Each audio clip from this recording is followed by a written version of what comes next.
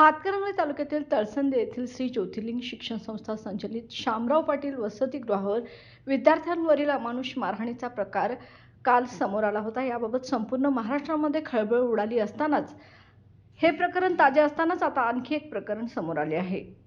सातारा जिल्ह्यातील फलटण येथील करण हेमंत गोळे यांनी तारांनिशी संपर्क साधत याच वसतिगृहातील शिक्षकांवर गंभीर मारहाणीचा आरोप केला असून त्याला झालेली अमानुष मारहाण व त्याला झालेला मानसिक छळ याबद्दल त्याने सांगितले आहे। वर्षभरापूर्वी त्याने वसतिगृहामध्ये आलेला अनुभव तारांनिशी बोलताना सांगितला आहे। त्यामुळे आता या वसतिगृहाविषयी संतापाचे वातावरण असून प्रशासनाने लवकरात लवकर प्रकरणाची चौकशी करून दोषींविरुद्ध कडक कारवाई करावी अशी अपेक्षा व्यक्त केली जात आहे। नमस्कार, मी करण हेमंत गोळे, मी राहणार कुरवली खुर्द, तालुका फलटण, जिल्हा सातारा। मी 10वीला शामराव पाटील शिक्षण समूह येथे शिकत होतो।